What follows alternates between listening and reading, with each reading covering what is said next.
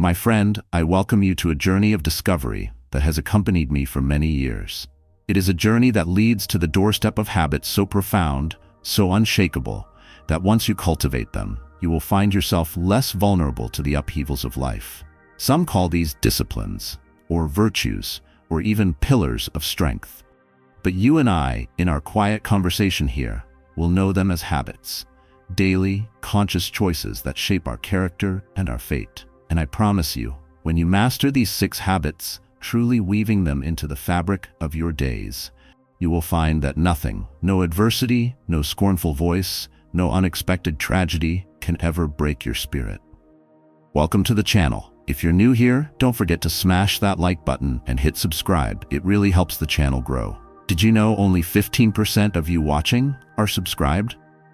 If you find these insights valuable, join our community and tap the notification bell so you never miss out on future content. Before I name them, let me share with you a bit of background, a window into how I came to believe in the power of these habits. I was not always a Stoic man, nor was I always wise. In my youth, I was headstrong, passionate, at times reckless. I believed that force and sheer will could bend every situation to my favor. This worked until it didn't. My illusions shattered one by one, whether through disappointments in business, heartbreak in relationships, or the slow realization that my health and mind were not so easily tamed by raw stubbornness. Along the way, I stumbled upon the writings of the ancient Stoics, Marcus Aurelius, Seneca, Epictetus, and found in them a resonance that went beyond intellectual curiosity. I sensed that here, at last, was a path that combined rational insight with moral depth. Gradually, I began to assemble a set of daily practices, gleaned not only from Stoic writings, but also from common sense, from mentors, and from my own life trials. Over time, these practices became habits, ingrained in my routine and in my thinking. And as they solidified, I noticed a remarkable transformation. I was calmer in the face of setbacks, more deliberate in my actions, more secure in my worth, and less controlled by impulses or the judgments of others. Now, I share these reflections not to boast, but to illustrate the potential for change. If a once hot-blooded youth like me can find balance and inner fortitude, so can you. The 6 habits I will discuss are not complicated on the surface, but they do require dedication. Each habit feeds the next, creating a holistic foundation upon which your resilience is built. Though I speak in a measured tone, do not mistake my calm for lack of passion. I am deeply passionate about these habits because I have seen how they can turn an ordinary man into a beacon of steadfastness. Should you master them, you will become hard to discourage, difficult to unsettle, and unlikely to buckle under life's pressure. You might be lied about, misunderstood, even slandered, but your sense of self will remain intact, and your spirit will press forward. When I say nothing can break you, I do not mean that you will never experience sorrow or frustration. We are human. We bleed, we cry, we yearn. What I mean is that these habits will protect the core of who you are. They will ensure that you can endure pain without succumbing to despair, handle loss without becoming lost yourself, and face the unknown without collapsing in fear. This is the essence of true strength. It does not deny vulnerability, but rather stands firm in the midst of it. Let me speak a little about why the Stoic tradition resonates so strongly in this context of unbreakable habits. The Stoics taught that our judgments about events are more crucial than the events themselves. They observed that much of our suffering stems not from external circumstances, but from our interpretation of those circumstances, our attachment to comfort, our dread of pain, our need for validation, our clinging to outcomes beyond our control. They believed that by training the mind to distinguish between what lies within our power and what lies outside it, we could liberate ourselves from needless anxiety. Over centuries, men and women have tested these ideas in every conceivable environment, from emperors in Rome to slaves in Greek households, and found them robust. Yet Stoicism is not the only source of insight, and I do not wish to confine us to one label. Indeed, as I have journeyed through life, I have seen parallel wisdom in religious teachings, in the codes of martial arts, in the practical advice of mentors and grandfathers. At heart, these traditions converge on a simple truth: character determines destiny more reliably than circumstance.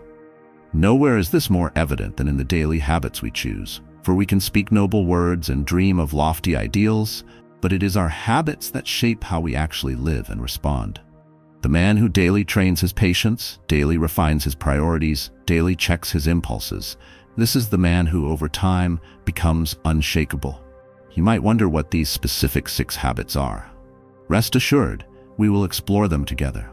But first, let us lay a strong foundation by contemplating why so many men fail to develop such habits in the first place.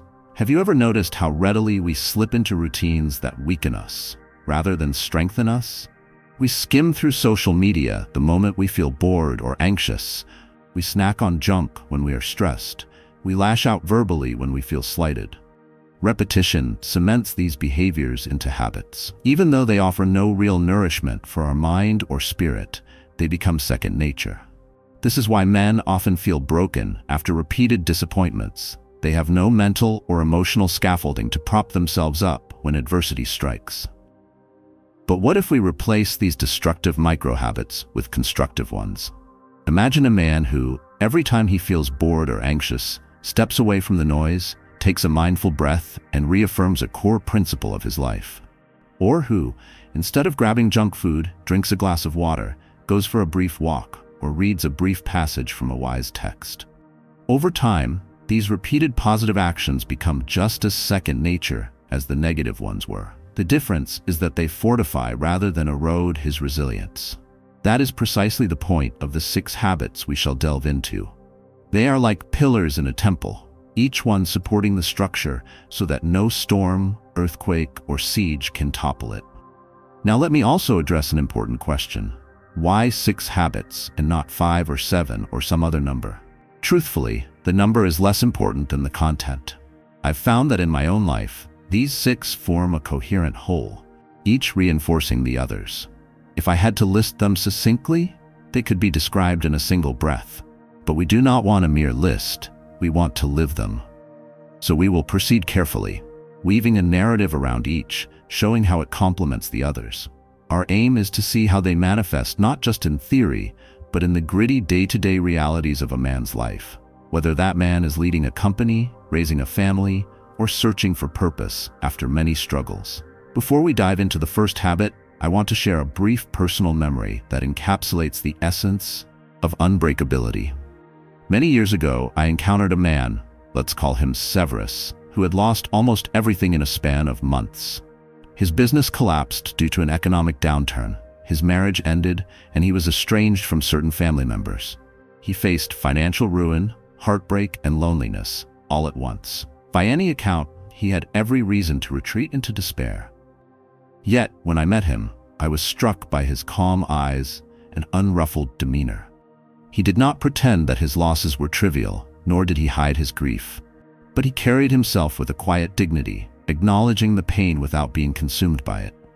We became acquaintances, and over time, I noticed that he practiced certain daily disciplines. He woke early, reviewed his day's intentions, reflected on what he could control, took care of his body through moderate exercise, meditated on gratitude, and read philosophy that reminded him of life's broader perspective. These were his habits. They sustained him through the darkest nights. Eventually, he rebuilt his financial footing, repaired some relationships, and found new meaning in philanthropy. He told me, with a hint of a smile, "Adversity may bend me, but it cannot break me if I hold to my disciplines." You see, a man like Severus did not just stumble upon an innate resilience. He cultivated it, day by day, through deliberate habits. That is the kind of resilience we aim for. One that does not rely on luck or fleeting motivation, but on a well-tended garden of daily practices. Each practice might appear small in isolation, but together, they fortify the spirit. When the storms of life arrive, as they inevitably will, these habits act like sturdy roots that keep the tree upright. Let me also be clear about another point. When I speak of 6 habits, I do not promise that they will shield you from all pain or ensure that you achieve worldly success. Pain is a teacher we cannot avoid, and worldly success is often subject to chance. But these habits will grant you a strong spine and a steady heart. They will keep you upright when others fall. They will help you respond to pain with wisdom rather than bitterness. And that, to me, is the very definition of being unbreakable.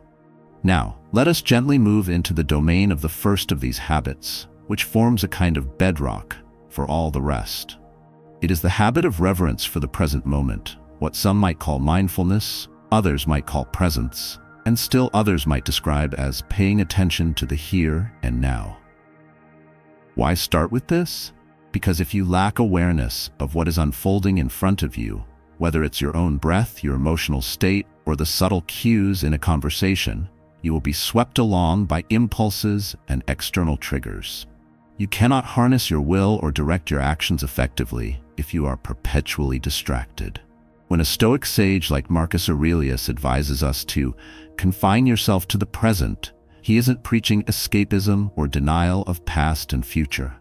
Rather, he is urging us to ground ourselves in reality, to see things clearly as they are, and to respond from a place of clarity instead of a place of mental clutter. Imagine how many arguments erupt because two individuals are not truly listening to each other. They are lost in their own mental chatter, rehearsing retorts or recalling past resentments. Or consider how many mistakes we make at work because we let our attention drift, or how many joys we miss in family life because we're glued to phone screens. Cultivating reverence for the present moment means we pause, take a breath, and fully inhabit the situation at hand. This can be practiced in mundane tasks, such as washing dishes or walking the dog, and in consequential moments, like making business presentations or consoling a loved one. Over time, this habit becomes second nature. You catch yourself drifting, you gently bring your focus back to the person in front of you, the task at hand, or the breath flowing in and out of your lungs. In doing so, you prevent 1,000 small distractions from scattering your energy. You become a man who shows up fully, with both mind and heart attuned. This is not a new idea, nor is it exclusive to Stoicism. Many traditions emphasize the power of presence. But in the quest to become unbreakable, presence is crucial, because it is the only vantage point from which we can engage reality effectively. If you are stuck in regrets about the past or anxieties about the future, you cannot address the challenge that is right in front of you. Moreover, presence fosters calm, which is the soil in which rational thinking grows. When we are frantic or scattered, we are easily buffeted by fear or anger. When we are calm and centered, we can make choices that align with our deeper values and long-term goals. I recall a time when I was younger, juggling multiple commitments, work deadlines, family responsibilities, social obligations, feeling perpetually overwhelmed. A mentor noticed my frantic pace and said, "You are trying to live many moments at once, and that is why you feel so frazzled." His prescription was simple. Whenever you notice your mind racing, ground yourself in the senses, feel the chair beneath you, hear the ambient sounds, notice your breathing. It sounded almost too simple, but I tried it. And to my surprise, it worked. I found that I could handle tasks more efficiently and reduce my stress simply by returning to the present moment whenever I caught myself spinning out into hypothetical scenarios. Over time, this became a habit, a quiet anchor in my daily life. Of course, there's more to becoming unbreakable than simply staying present. Presence allows you to see clearly, but you also need moral and mental frameworks to guide your choices. That brings us to the second habit, which complements the first: governing the mind through reason and virtue. Now, I do not want to sound like a moralistic preacher, but one cannot ignore that men who lack a guiding moral compass, or who seldom employ reason in decision-making, are prone to chaotic living. They lurch from one impulse to another, from one fleeting desire to the next. Without a sense of higher principle, they are at the mercy of happenstance. Stoic teachings repeatedly emphasize virtue, wisdom, justice, courage, and temperance as the cardinal guides for human behavior. One does not have to be perfect, of course, but one should strive to align with these virtues as best one can. To develop the habit of governing the mind through reason and virtue means that in small daily choices, what you eat, how you speak, how you spend your money, how you respond to an insult, you pause and ask, does this align with the man I aspire to be? Is this consistent with wisdom, with fairness, with moderation, with courage? If the answer is no, you refrain. If yes, you proceed. By constantly referencing these virtues as though they were a compass, you gradually build a character that is stable and reliable under pressure. Here's why this habit is indispensable to becoming unbreakable. Adversity often tempts us to abandon our principles. When the going gets tough, many men justify unethical shortcuts, lash out in anger, or retreat into cowardice. If we have not trained ourselves, day by day, in the habit of living by virtue, we will likely fold under stress. But if we have repeatedly tested our will against small temptations, saying, "No, I will be honest here," or "I will hold back my anger," then in larger trials, we have the inner strength to remain true to our moral code. I've seen men under immense pressure, yet they refuse to lie or betray their conscience. They might suffer short-term losses, but they preserve their integrity. And in the end, that integrity proves to be a shield that no external misfortune can shatter. Let me provide a concrete example. Think of a man who is offered a bribe to secure a lucrative contract. He is financially strapped, the offer seems convenient, and the risk of being caught appears minimal. Without the habit of living by virtue, he might rationalize taking the bribe. But deep down, he knows that betraying his moral sense will sow seeds of guilt and compromise his integrity. If he succumbs, he becomes more vulnerable to blackmail, to shame, to fear of exposure. In essence, he is weakened, for he has let external pressures break his commitment to honesty. Conversely, if he has cultivated the habit of reason and virtue, he will reject the bribe, trusting that it is better to struggle honestly than to prosper dishonestly. Though he might face financial strain, he stands firm in the knowledge that he has not betrayed himself. Such inner fortitude is priceless, for it insulates him against the corrosion of guilt and the manipulations of unscrupulous people. Notice how these two habits, presence in the moment and governance of the mind through virtue, intertwine. You must be aware enough in daily situations to even notice the moral crossroads when you come upon them. You must also think clearly about your principles, which requires a certain grounding in the present. Thus, the habits support each other, weaving a stronger shield for your psyche. But these are only the first 2 habits of 6 that we will explore in greater depth. You see, as we continue, we will discover that the other 4 habits address aspects of resilience, such as how we handle time, how we manage emotional disturbance, how we practice gratitude, and how we sustain discipline in our daily routines. However, I must stress again, these are not random tips to apply piecemeal. They form a cohesive system, a tapestry of practice that transforms your outlook on life. I have witnessed men who, upon adopting even 2 or 3 of these habits consistently, found themselves calmer, more focused, and more confident in facing life's unpredictability. Perhaps you're curious about a typical day in the life of a man who has fully internalized these 6 habits. You might be wondering, does he float around on a cloud of serenity, unaffected by worldly cares? No. He still confronts obstacles, grapples with uncertainties, and experiences moments of frustration. But there is a difference. He does not cling to negative emotions or destructive impulses for long. He recognizes them for what they are, temporary states of mind, and gently returns to his guiding habits. He is aware of his surroundings, committed to his principles, mindful of how he invests his time, adept at recentering his emotions, grateful for the blessings he does have, and regular in his disciplines of body and mind. The sum of these practices is a personality that bends but does not break under strain. One of the reasons I feel so passionately about sharing these ideas is that I have seen too many men, friends, coworkers, even family members, succumb to despair or destructive rage when life hits hard. They lose a job or a marriage collapses, and they crumble because they have not laid the groundwork of resilience. They have not, in essence, built up the habits that protect them from life's inevitable storms. Sometimes they turn to alcohol or to constant distractions or to cynicism, hoping to numb the pain. But these coping mechanisms only weaken them further.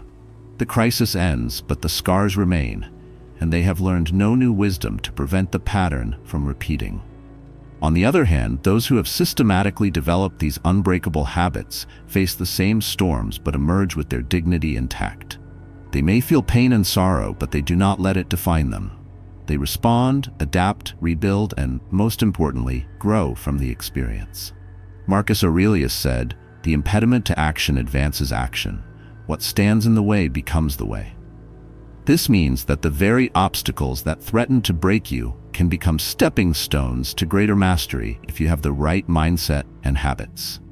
Embracing that principle is a defining trait of the unbreakable man. Now, I must caution you, adopting these 6 habits is not an overnight affair. It is not enough to read about them and nod in agreement. Real change requires consistent effort over weeks, months, and years. But the good news is that progress begets progress. As you see small victories, less anger in traffic, less regret at the end of the day, fewer wasted hours on fruitless pursuits, you will be motivated to keep going. The path becomes self-reinforcing, each success adding fuel to your resolve.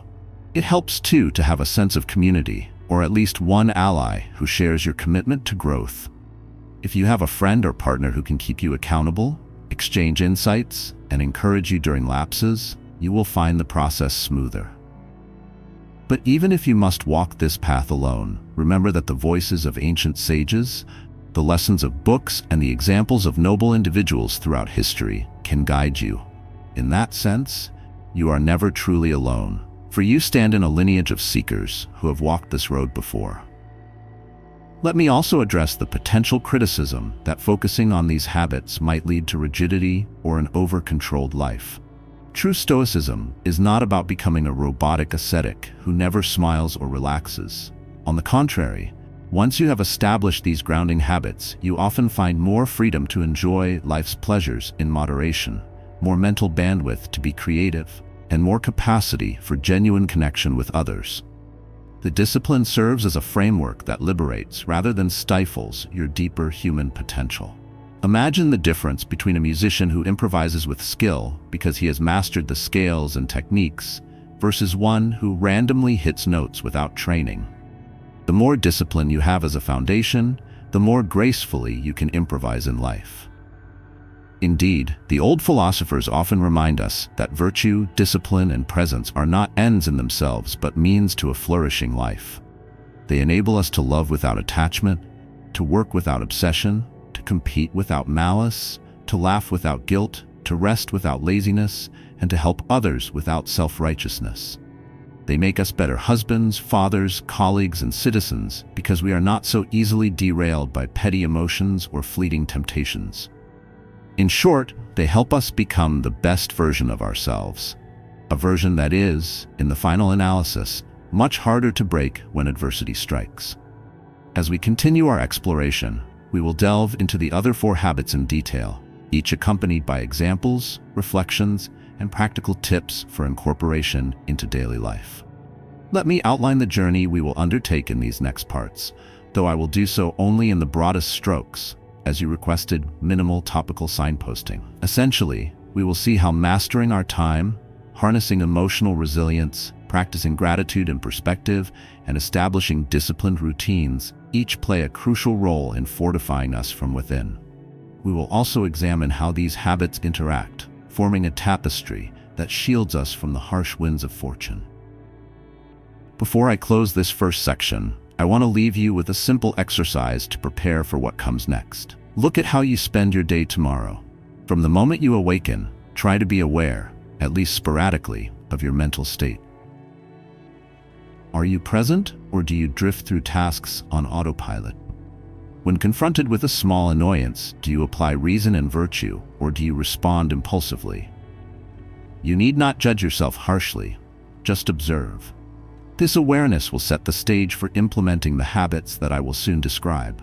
If you skip this step of observation, you might read the subsequent discussion with intellectual interest, but miss the chance to anchor the concepts in real-life experience. Now, I can sense your anticipation, and I do not wish to tease you further. Yet, I firmly believe that understanding the context, why these habits matter, and how they fit into a Stoic or generally principled framework lays the foundation for truly assimilating them. We have begun that groundwork.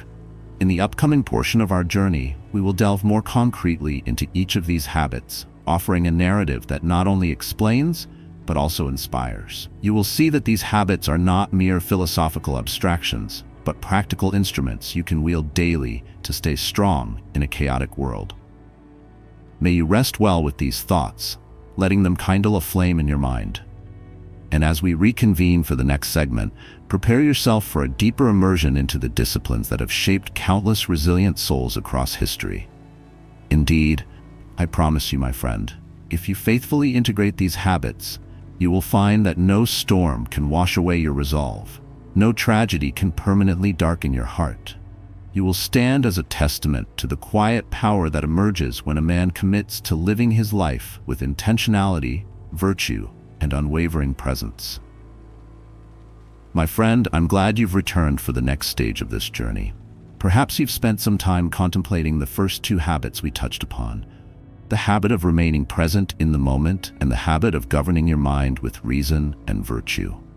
If so, you may already have sensed the subtle shifts that come from practicing them even briefly.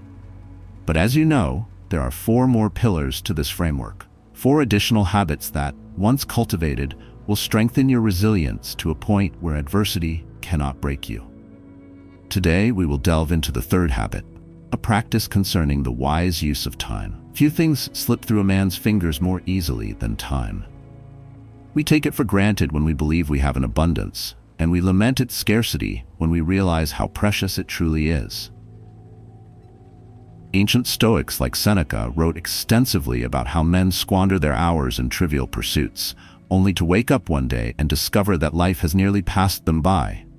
Modern technology makes this even more challenging, as distractions beckon from every corner. Endless online feeds, trivial entertainment, mindless browsing. If we are not vigilant, our days dissolve into a haze of scattered activity that leaves us feeling unfulfilled. But how do we transform the concept of time management into a resilient habit rather than just another chore? The key is not to micromanage your schedule minute by minute, nor to obsessively log every activity in color-coded spreadsheets. That might have its uses for certain tasks, but the Stoic emphasis lies in intentionality. Let us phrase it this way. At the start of each day, decide on a handful of actions or goals that, if accomplished, would give the day meaning and value. They need not be grand feats. Perhaps you aim to complete a specific project at work or spend uninterrupted time with your children or your partner. Maybe you want to read a chapter of a profound book, reflect on a philosophical passage, or take a brisk walk at day's end to clear your mind. The point is to anchor your day to a small set of deliberate priorities that foster your growth or serve your responsibilities in a meaningful way. By choosing these key actions, you erect a scaffold around which your day can form. And once that scaffold is set, you become more resistant to pointless distractions. It's not that you never watch a film or browse the internet for leisure. You are not a monk living in total ascetic withdrawal. Rather, you have a compass that keeps you from drifting too far off course. A man who truly values his time is less likely to surrender whole afternoons to idle scrolling or gossip. He might still enjoy moments of rest, but he does so with awareness, consciously deciding, yes, I will rest now because it replenishes me, rather than aimlessly killing time out of boredom. This approach requires neither perfection nor rigidity. Life has a way of throwing unforeseen tasks or emergencies your way. You might have to rearrange your plans. But even then, the habit of cherishing your time, of recognizing it as a finite resource that demands respect, will guide your decisions. You become less tolerant of anything that wastes your hours without adding value to your life or to the lives of those you care about. Here is why mastering your use of time strengthens your resilience. So often, men feel broken not just by major catastrophes, but by the creeping sense that their lives are slipping away, that they are not living authentically or productively. They might keep busy, but busyness alone does not equate to meaningful progress.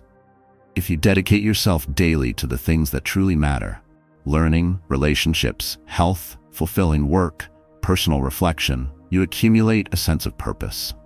That sense of purpose, cultivated bit by bit, acts as a bulwark against despair when adversity arrives. Even if a crisis disrupts your routine or forces you to pivot drastically, you retain the underlying conviction that your time is valuable and that you know how to invest it wisely. In my own younger days, I often frittered away countless hours in trivial pursuits. I'd lounge in taverns with acquaintances who spoke endlessly about nothing of substance, or I'd sleep half the morning out of laziness. Eventually, I realized that while I was free to do these things, they did not advance any noble aspect of my life. They left me with a hollow feeling. It was then that I resolved to treat time as a precious currency, not out of grim seriousness, but out of a desire to shape my destiny with intention. I can attest that once this habit takes root, it transforms the texture of your days. Idle chatter or pointless diversions begin to feel foreign, even distasteful, because you have tasted the satisfaction of purposeful living. Yet, do not misunderstand, a life guided by purposeful use of time does not forgo pleasure or spontaneity. In fact, pleasure can be sweeter when enjoyed consciously, as a chosen activity rather than a default escape. You might set aside an evening to watch a film or share laughter with good friends, fully present and unburdened by guilt, because you know you have tended to your key priorities. Such leisure is far more nourishing than mindless escapism that leaves you anxious about neglected responsibilities. Weaving this habit into your life can be as simple as taking 10 minutes each morning or the previous night to outline your day's core aims. Don't obsess over every detail. Just ask, what truly matters for me to achieve or experience today? This question might be answered differently depending on your stage in life. A young man building his career might prioritize professional tasks or skill acquisition. A father might focus on quality time with his children or sustaining a peaceful household. A retiree might concentrate on creative pursuits or volunteer work. Regardless of your situation, the principle remains: do not let external pressures and random impulses dictate your agenda. Seize the rudder of your day, even if only in a modest way, and navigate with purpose. Now, I can almost hear your next question. That sounds useful for daily living, but how does it help me remain unbreakable when life goes awry? Consider the man who has cultivated a powerful sense of purpose from these daily habits of time management. When adversity strikes, say a sudden job loss or a personal betrayal, he does not lose the ground under his feet entirely. He still possesses the mental skill of structuring his time effectively. Even under stress, he can wake up, decide on small constructive tasks for the day, and prevent himself from sinking into a pit of despair or aimlessness. Each small victory reaffirms his capacity to move forward. By contrast, a man unaccustomed to directing his time often finds adversity doubly disorienting.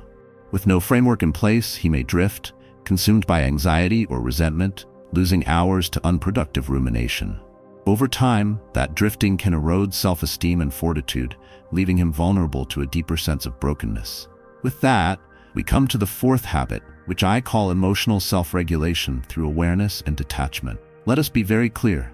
Stoicism, in its essence, is not about suppressing or denying emotions. Rather, it aims at guiding them with rational insight, ensuring that fear, anger, sadness, or euphoria do not hijack our judgment or control our destiny. Men frequently pride themselves on being tough, but being truly unbreakable means more than a stony exterior. It means understanding the currents of emotion that flow within you, acknowledging them, yet not letting them dictate your actions or your state of mind for longer than is necessary. We all know how a burst of anger can lead to regrettable words, how a wave of panic can cause us to abandon reason, how sorrow can spiral into despair if left unchecked. Emotional self-regulation means pausing when a strong feeling arises and recognizing it for what it is, a transient state, a signal from your psyche. You don't immediately act on it. You don't deny it either. You name it, observe it, and let it settle. If anger flares, you might say internally, there is anger. My pride was hurt, or I perceive an injustice. Then you breathe, and you ask, how does wisdom suggest I respond? This act of stepping back from emotion creates a gap, no matter how small, between the stimulus and your reaction. The practice of mindfulness, introduced as Habit 1, plays a key role here. When you're consistently present in your body and mind, you notice emotional shifts earlier. You can detect the tightening in your chest or the clench of your jaw when anger looms, or the acceleration of your heartbeat when anxiety arises. By catching these signals, you can intervene before the emotional wave takes over. Imagine it like being a skillful surfer who can sense the wave building and position himself accordingly, rather than being a hapless swimmer tossed about by an unexpected surge. Detachment, in this context, does not mean apathy.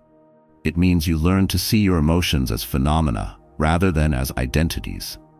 You are not your anger, your sadness, or your fear. Those feelings are passing states, influenced by biology, thoughts, and external events. By detaching from them slightly, watching them rather than merging with them, you retain the power to choose.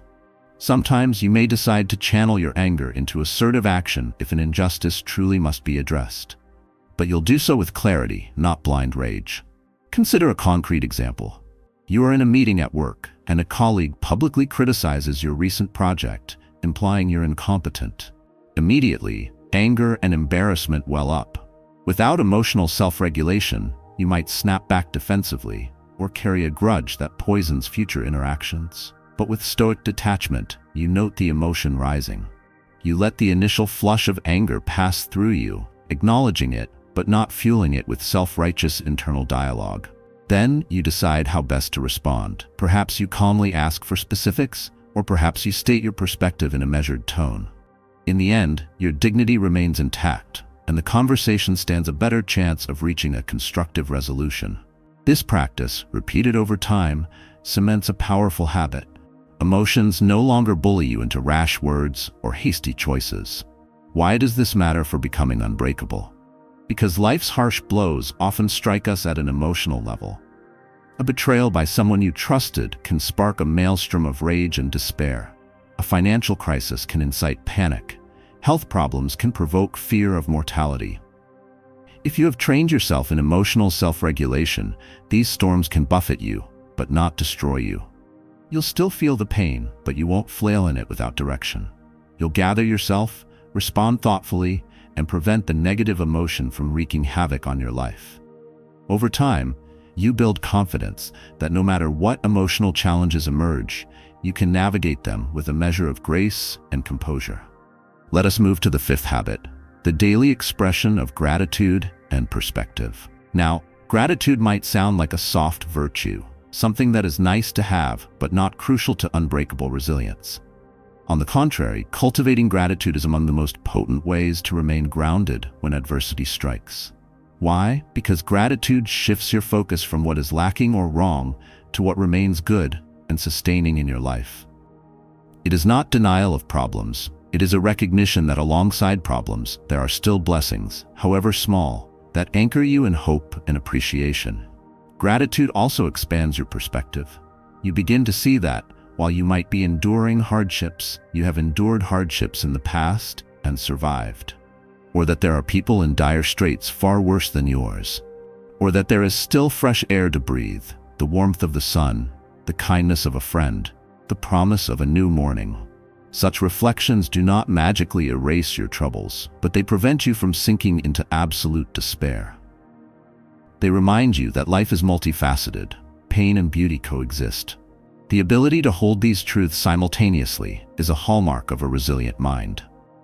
A simple way to incorporate gratitude is through a brief nightly reflection. Before sleep, you can spend a few moments recalling events of the day that brought satisfaction or comfort, a supportive conversation, the pleasure of a good meal, the laugh of a child, progress on a task, or even just the fact of your continued health. Some men prefer to write these down in a small journal, while others simply recount them silently. Over time, this practice recalibrates your internal lens, making you more attuned to positives rather than fixated on negatives. Then, when a major negative event occurs, you are less likely to collapse under its weight because your mind has been regularly nourished by reminders of what is still worth fighting for. Let me share an anecdote about a man I knew, a colleague who faced a brutal series of losses. The death of a parent, a divorce, and a career setback, all within months. He told me he might have succumbed to deep depression if not for his nightly gratitude practice.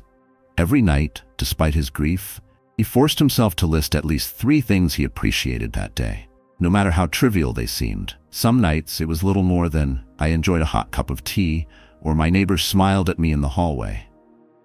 Yet these small blessings served as life rafts in a churning sea of sorrow. They reminded him that life, even in its darkest stretches, still offered moments of warmth. Gradually, he emerged from despair, bolstered by a mental habit that refused to let negativity monopolize his awareness.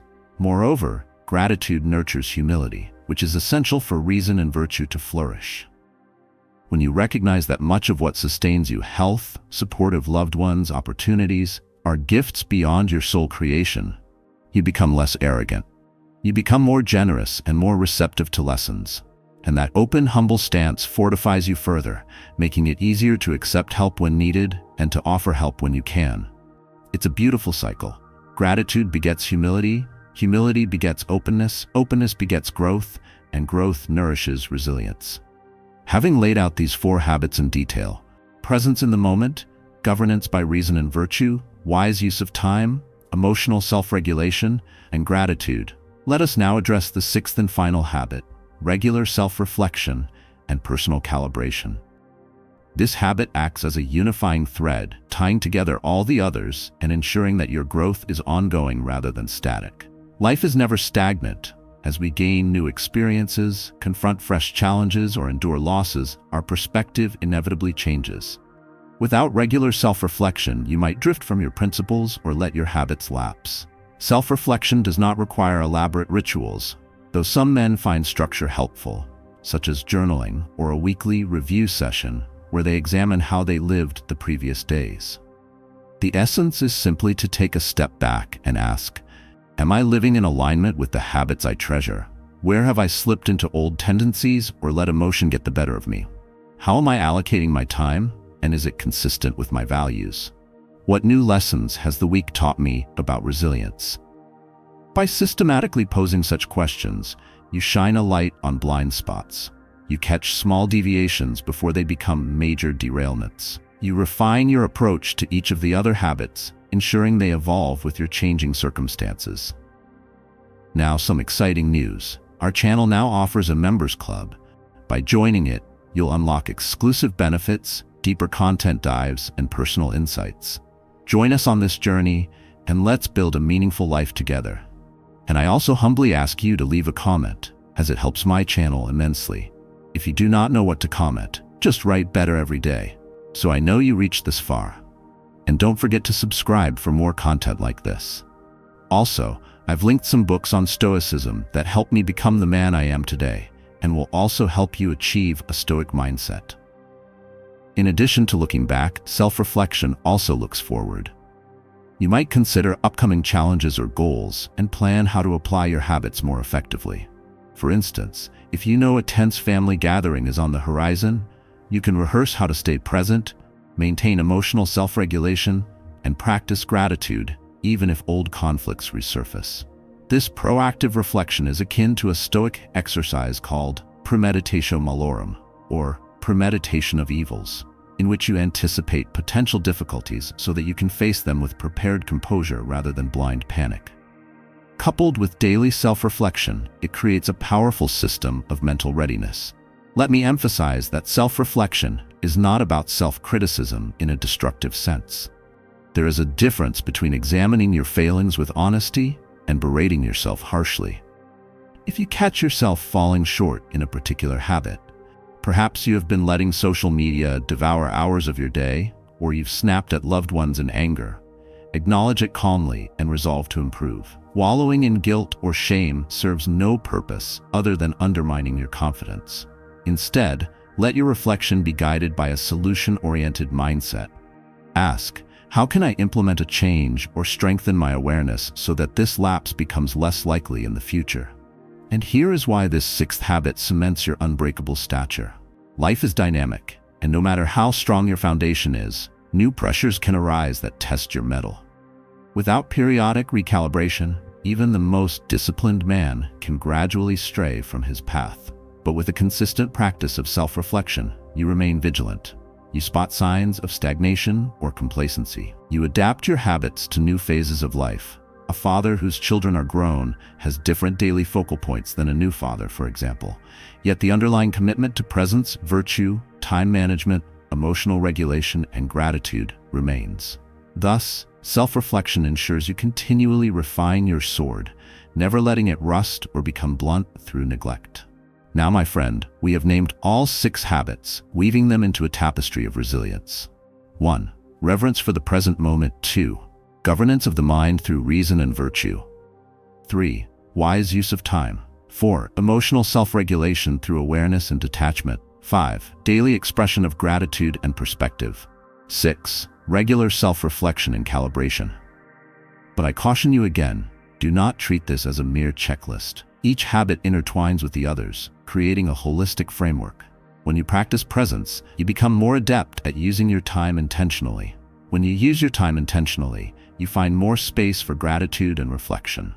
When you reflect regularly, you refine how you handle your emotions and maintain your moral compass. It is a self-reinforcing cycle. Yes, we have named them individually for the sake of clarity, but in day-to-day life, they converge into a way of being, an approach to life that fosters calm, integrity, and a sense of invincibility in spirit. You might wonder how to begin implementing all this without becoming overwhelmed. The wisest approach is to start incrementally. Rather than attempting to perfect all 6 habits at once, pick 1 or 2 to emphasize for a few weeks. Perhaps you start by setting daily intentions, the 3rd habit, and journaling each night for self-reflection, the 6th habit. After building consistency there, you add a short morning practice of mindfulness, habit 1, or a midday gratitude pause, habit 5. The aim is gradual assimilation, not abrupt transformation. Over time, these disciplines will embed themselves into your routine, and you'll find that the synergy between them accelerates your personal development. Moreover, it's crucial to maintain a spirit of patience and forgiveness toward yourself. You will have days, perhaps many days, when old patterns resurface or life's demands disrupt your best-laid plans. That is part of the process. The unbreakable man is not one who never stumbles. He is one who, upon stumbling, regains his footing and continues forward. Treat each setback as an opportunity to learn about what triggered you, what emotional vulnerability or external factor led you astray. Then use that lesson to refine your approach. In my own journey, I recall struggling mightily with emotional self-regulation for years. I would manage fine in routine situations, but a sudden insult or a feeling of being disrespected could send my temper flaring. Each time I felt I had failed my Stoic ideals, but I refused to succumb to self-loathing. I would reflect on the incident, noticing the precise moment I allowed emotion to seize control. Over months of conscious effort, the instances of losing my temper diminished. And though I am still not perfect, nor do I believe perfection is attainable, the progress has made me more steady, more at peace, more unshakable. It is also valuable to remind yourself of the why behind these habits. Ultimately, we do not pursue them just to impress others or to hide behind a veneer of cool composure. We do it to live fully. Men often confuse being unbreakable with being cold or emotionless. That is a misunderstanding. To be unbreakable in spirit means to be fully alive, able to experience the breadth of human emotion without collapsing under it, able to engage with the world's demands without surrendering your inner compass, able to endure loss or failure without losing the will to continue striving for the good. Thus, we do not bury emotion, we guide it. We do not chase external validation, we anchor ourselves in virtue. We do not float through days absent-mindedly, we cherish our time as a priceless gift. We do not let trouble blind us to the gifts we already possess, we embrace gratitude. And we do not remain stuck in old routines, we regularly examine ourselves and adjust course as needed. Through these habits, we grow into men who can stand tall amidst the fiercest storms life throws our way. Let us consider a hypothetical scenario to show the power of these habits working together. Imagine you lose a significant business deal, one you'd spent months pursuing. Immediately, heartbreak or anger might flare. Your livelihood or reputation might be at stake. With presence of mind, habit 1, you feel that rush of adrenaline, but keep your awareness grounded. You recall your commitment to reason and virtue. Habit 2, deciding not to lash out at clients or sink into unethical coping strategies.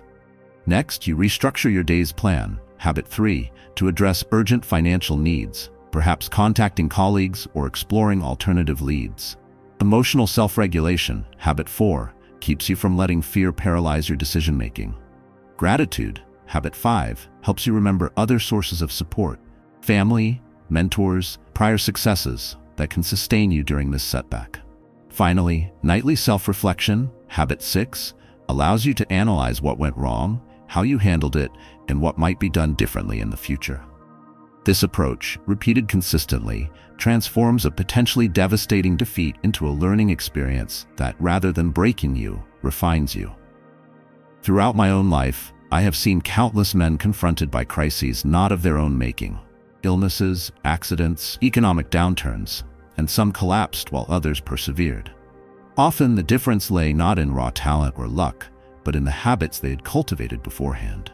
Those who had quietly forged inner discipline weathered the storm. They found ways to adapt, to keep hope alive, to maintain their moral character, and ultimately to rebuild. Meanwhile, those who had never set boundaries on their time, never managed their emotions, never cultivated gratitude or reflection, found themselves spiraling with no internal bedrock to steady them. There's a certain humility in acknowledging that we cannot control every event. We may lose jobs, face breakups, or suffer tragedies. But within that humility lies our great power. We can control our responses, and our responses hinge on the habits we have ingrained. Mastering these 6 habits is, in essence, a way of harnessing our personal power, not to dominate others, but to master ourselves.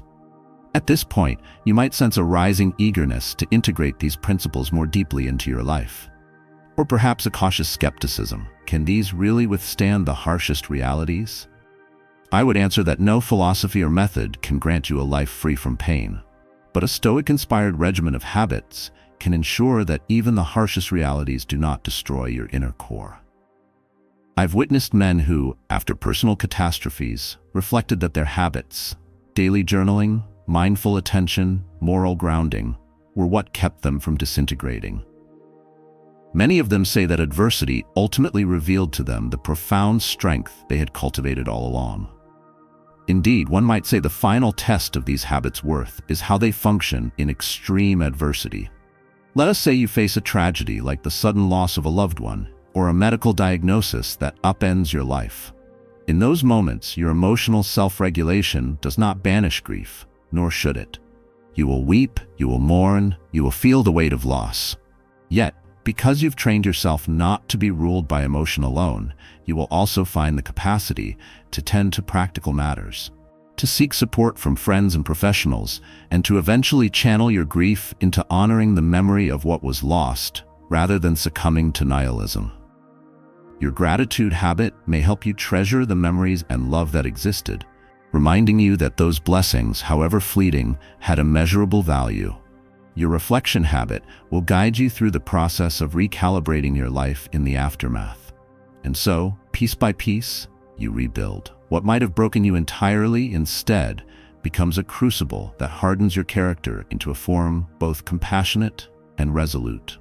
To reinforce what we have explored, let me recommend a gentle approach. Start where you are, with what resonates most clearly. Maybe you are already skilled in time management but struggle with emotional detachment. Or perhaps you regularly reflect on your day but neglect mindful presence. Pinpoint the weakest link in your personal chain of habits and begin strengthening it. As you see improvements, integrate the other habits more fully. Keep a log if it helps. Sometimes writing a single sentence about your progress at bedtime can cement your commitment.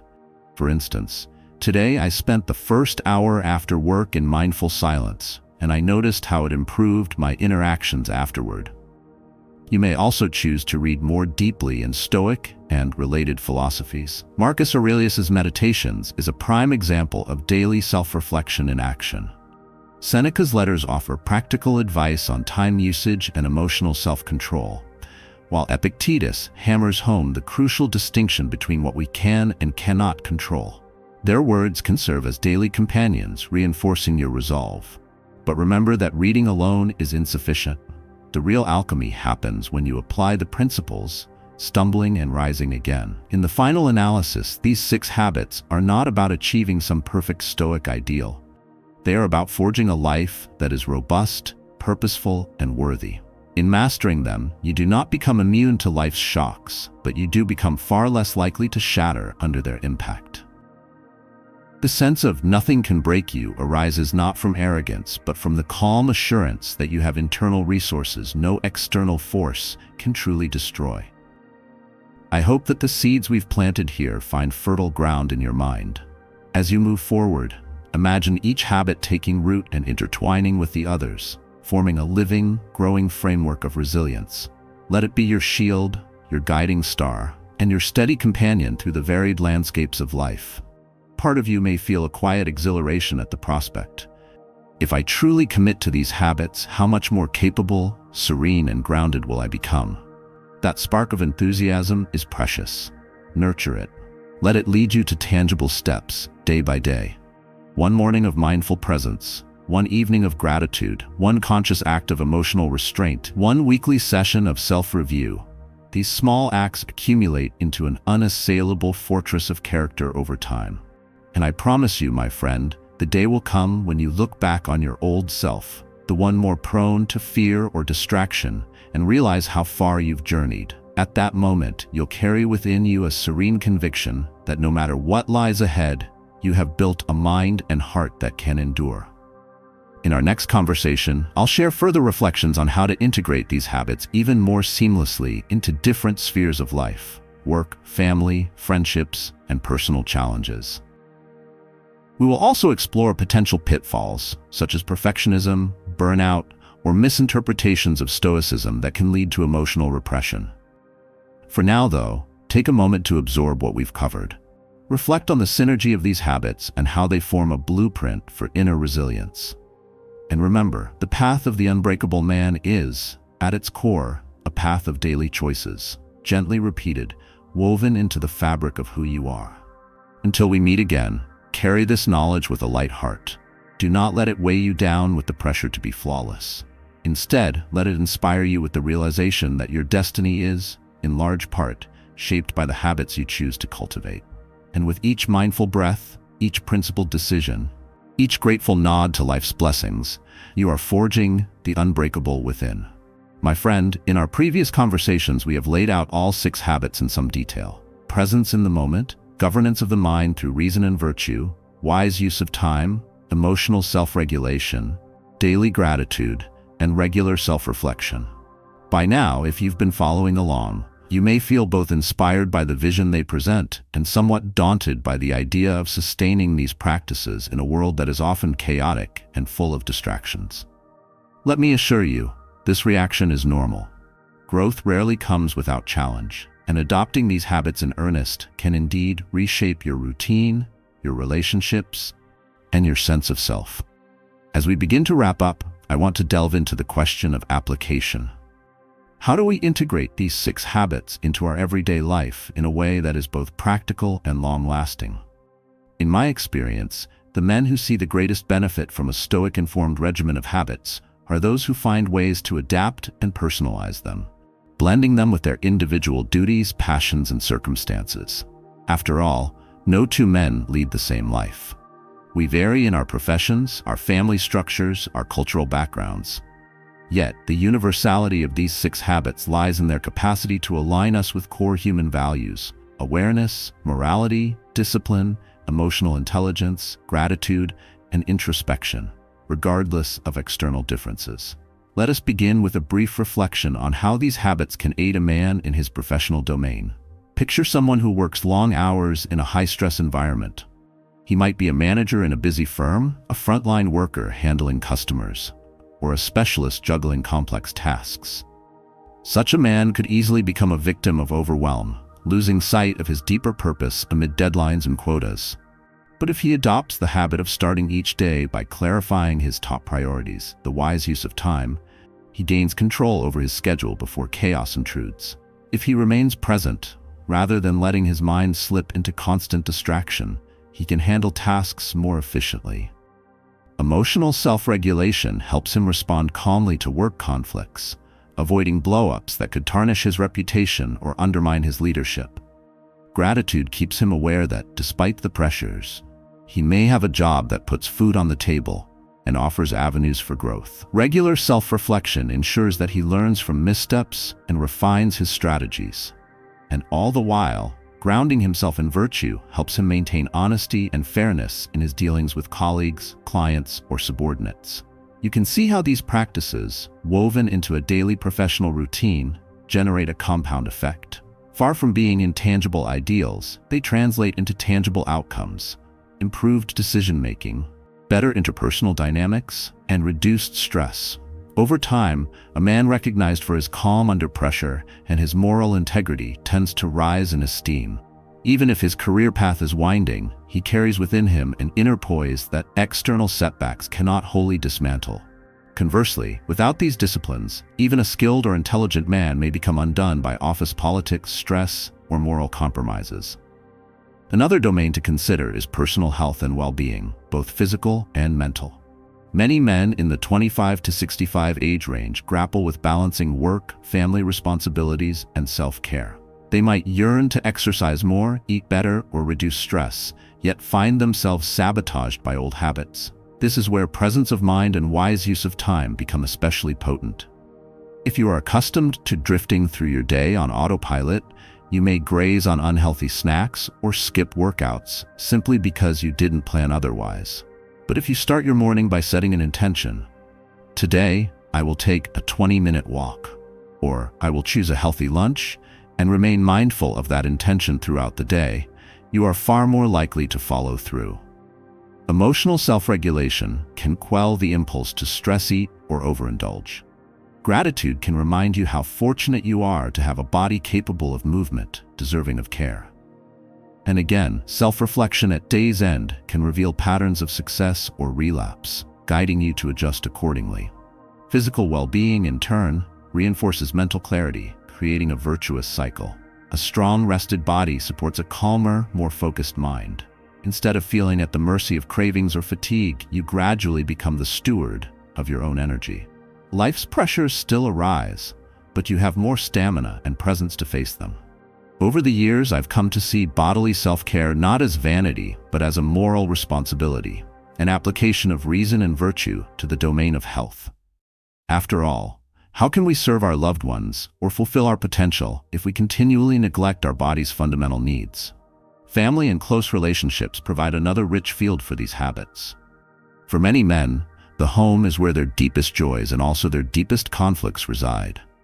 We love our partners, children, or relatives, but we can also find ourselves losing patience, falling into petty quarrels, or failing to be truly present. Here, emotional self-regulation might be the most immediately transformative. The next time a loved one's behavior irritates you, your child refuses to do his homework, or your spouse criticizes something you hold dear, pause before responding. Notice the surge of anger or frustration. Name it. Breathe, and remember your commitment to reason and virtue. That recollection alone can spare you from saying words you'd later regret. Instead, you may address the situation with clarity and empathy, preserving harmony rather than fueling conflict. Likewise, gratitude can mend rifts or soothe tensions at home. When you train yourself to notice and appreciate small daily kindnesses or comforts, a meal cooked by a partner, a child's laughter, the shared roof over your heads, you cultivate an atmosphere of positivity that buffers the inevitable friction. No relationship is perfect, but gratitude helps you see the good amidst the challenges. Wise use of time might mean carving out moments of genuine connection, a walk, a shared hobby, an unhurried conversation, rather than letting screens or routines crowd out family intimacy. Self-reflection can help you spot communication patterns that sabotage trust, prompting you to adjust. Over time, these small but consistent actions create a familial environment of respect and warmth. None of this implies that conflict disappears. Even the most devoted family encounters disagreements or crises, financial strains, health issues, or emotional hurts. But with these habits as a foundation, you become far less likely to let conflict escalate into irreparable damage. Instead, adversity can become a catalyst for deeper understanding and mutual support. In this sense, the promise of being unbreakable extends beyond the self. It radiates outwards, fostering relationships that can weather storms rather than crumble at the first sign of trouble. It's also worth considering how these habits play out in friendships and broader social circles. As we age, many men find their circle of true friends shrinking, often because they are consumed by work or family duties, or they outgrow connections that were forged in younger, more carefree days. Social life can become sporadic, leading to a sense of isolation or reliance on superficial interactions. With the 6 habits in mind, you can reclaim intentionality in your friendships. You might schedule regular meetups or calls, using your time wisely to maintain bonds with people who truly matter. You can approach conversations with presence, listening actively, rather than letting your mind drift to tasks or anxieties. Emotional self-regulation helps you avoid falling into gossip, envy, or competitive one-upmanship, all of which can erode genuine camaraderie. Gratitude extends to the gift of having companions in life, reinforcing your desire to invest in those relationships. And self-reflection helps you notice when certain friendships are supportive and when they are toxic or misaligned with your values. A man whose friendships are grounded in authenticity and mutual respect gains a robust social safety net. When hardships strike, be they personal, financial, or emotional, true friends step in to offer counsel, resources, or simply a listening ear. Conversely, without these strong social ties, adversity can feel immeasurably heavier. While the Stoics emphasized self-reliance, they never advocated complete solitude or disconnection. Marcus Aurelius repeatedly spoke of our nature as social beings, woven into a larger community. Friendships, when nurtured by the right habits, become another pillar that steadies us when life's tremors arise. Now let me address a potential stumbling block: the risk of perfectionism. Some men, upon discovering Stoic or similar disciplines, become overly strict with themselves, aiming for an impossible ideal of self-control and unerring virtue. They may chastise themselves harshly for any lapse: an hour wasted, a flash of anger, a moment of mindless indulgence. This can backfire, leading to burnout or to a sense of perpetual inadequacy. The remedy lies in remembering that these habits form a path, not a final, flawless state. You are a traveler along this path. You will stumble. Stoicism does not demand that you never feel anger or waste time, only that you continually strive to do better, to learn from missteps, and to align more closely with virtue and wisdom. Self-forgiveness is part of the process. You do not condone your errors, but neither do you let them define you. Another pitfall is misinterpreting emotional self-regulation as emotional suppression. We must clarify that acknowledging and experiencing emotion is healthy and necessary. A Stoic approach means you do not let emotion rule you, but you also do not deny its presence. Indeed, the capacity to grieve, to love deeply, to feel sorrow for injustice, these are all signs of a richly lived life. The difference is that you remain aware even as emotion flows through you. For instance, if a loved one passes away, you do not attempt to be tough by shutting down grief. Rather, you permit yourself to mourn, yet keep a thread of mindfulness that allows you to see your grief as a natural response, not an all-consuming identity. In that sense, Stoic detachment grants you a stable vantage point from which you can navigate emotional currents without capsizing. Closely related is the risk of isolating oneself in the name of self-sufficiency.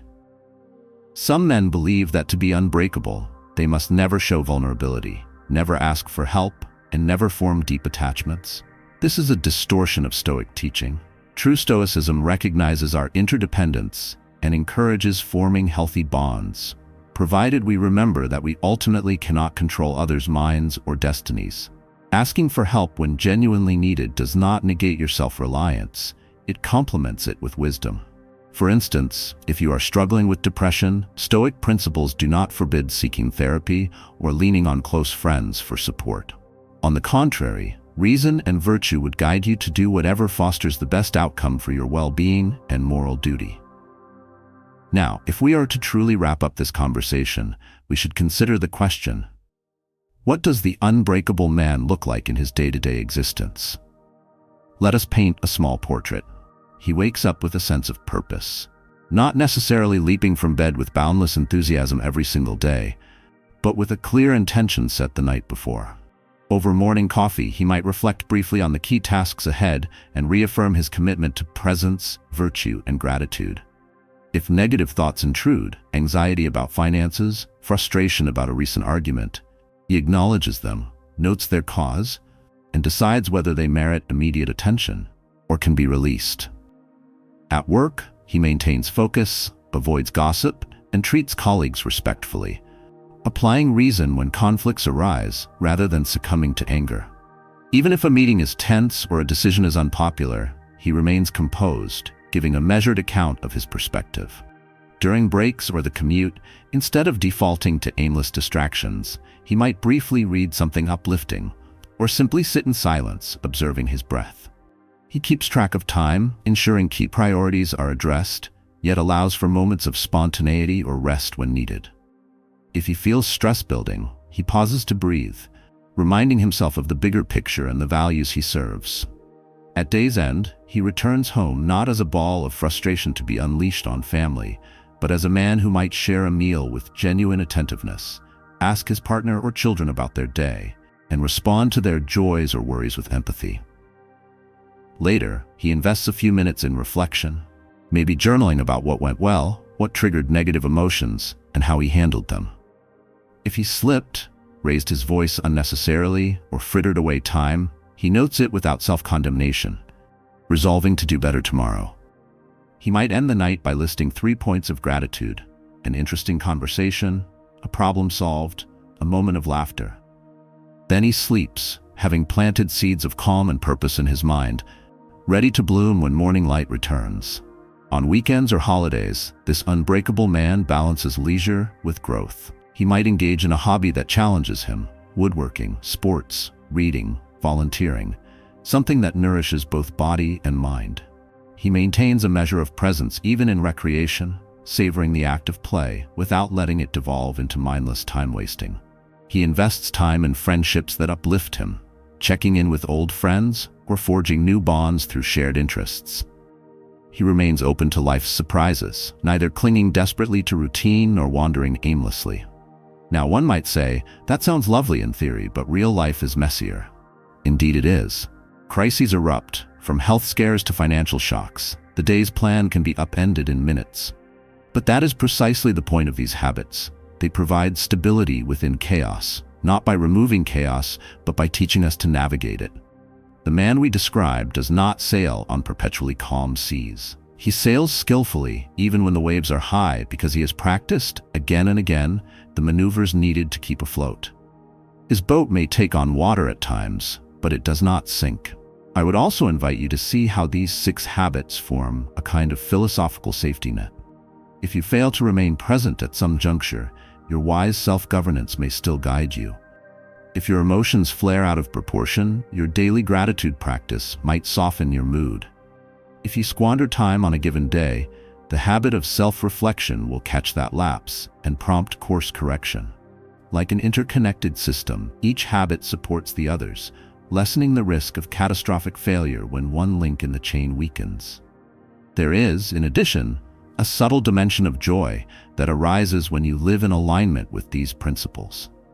While unbreakable can sound austere or purely defensive, the reality is that fortitude opens doors to richer experiences. When you are not weighed down by regrets, addictions, or runaway impulses, you can engage more fully in the beautiful moments that life does offer. Whether it's watching a sunset, listening to music, bonding with a loved one, or immersing yourself in a creative project, the ability to be truly present and to act from virtue amplifies pleasure. You savor more because your mind is unclouded. Stoicism has often been caricatured as grim asceticism, but its true practitioners have known deep contentment, precisely because they are not enslaved by passing fears and appetites. Let me also address those who might be in later stages of life, perhaps retired or semi-retired, and wonder if it is too late to adopt new habits. The answer is a resounding no.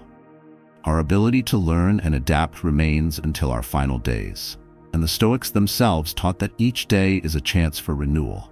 If you have years of entrenched patterns behind you, do not despair.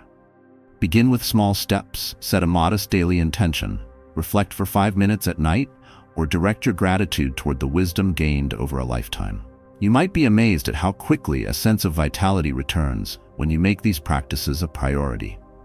Moreover, with the perspective of accumulated life experience, you may find it easier than a younger man to distinguish what truly matters from what is trivial. Conversely, for younger men who feel they have plenty of time ahead, be wary of complacency. It is in youth that habits are formed most firmly, and the character you develop now will shape decades to come. If you embed these 6 habits early, you give yourself a head start in resilience that will benefit you in countless ways, professionally, personally, emotionally, as you traverse the unpredictable terrain of adulthood. Before we move to our final part 4, which will complete this entire journey, let me share one last story to illustrate the unbreakable spirit in action. I once knew a man, call him Cato, who had grown up in a turbulent home environment. He was prone to anger and impulsive decisions well into his 20s. A turning point came when he discovered the writings of Seneca in a library one afternoon. Intrigued by the Stoic notion that our judgments determine our emotional responses, he began practicing some of these principles. Gradually, over a period of 2 years, he integrated daily mindfulness, took stock of how he managed his time, applied reason to check his temper, and cultivated gratitude for small mercies in his life. Then a severe challenge arrived. An economic recession led him to lose his job, and he faced the possibility of eviction. Old acquaintances expected him to spiral, perhaps drown his sorrows in drink or lash out at everyone around him. Instead, he marshaled his Stoic training. He confronted his anger and fear without letting them rule him. He reorganized his schedule to seek new employment systematically, networking by day and studying relevant skills by night. He practiced gratitude for the supportive friends he had, the modest savings that allowed him to buy groceries, the public library that provided free computer access. Daily self-reflection kept him honest about what actions were working and what had to change. Within months, he found new work, less prestigious than before, but steady enough to keep him afloat. That might not sound like a triumphant rags-to-riches tale, yet in many ways, it was more profound. Cato emerged from the crisis not broken, but strengthened by the knowledge that his Stoic habits had kept him stable under dire financial stress. He later rebuilt his career on a more solid footing and pursued it with a clarity that people around him admired. They saw him as a man who did not panic, did not wallow in self-pity, and did not compromise his ethics even when desperate. In short, they saw an unbreakable man. He once told me, "I used to think adversity was the enemy, but now I realize it's the test that proves the value of my daily disciplines." That, to me, captures the essence of everything we have discussed. Life will test you. It is not a question of if, but when. By cultivating the 6 habits day by day, you arm yourself with the mental and moral tools to pass these tests without fracturing. And in the passing, you discover a steadfastness that enriches not just your own life, but the lives of those who rely on you. As we near the close of this 3rd segment, I encourage you to reflect on your next concrete steps. Which habit do you feel most drawn to strengthen first? Have you set aside time to plan your day tomorrow, to ensure your hours serve your higher aims? Have you identified moments, perhaps a lunch break or evening wind down, when you can practice mindful presence or gratitude? Will you commit to at least a brief period of self-reflection each night this coming week, noting your triumphs and lapses? Take these questions seriously. Answer them in writing if you can. The path to mastery lies not in grand declarations, but in these small, consistent acts of commitment. In the final portion of our journey, we will tie all these threads together, offering a culminating perspective on what it truly means to master these 6 habits and how to remain steadfast despite the unpredictability of existence. Until then, hold fast to the spark of determination that has led you this far. That spark, fanned by discipline and guided by a sincere desire for growth, can become a flame that no storm can extinguish. Now, if any part of this message has been helpful to you, leave us your like and comment, helping the algorithm recommend it to someone who needs it at this time.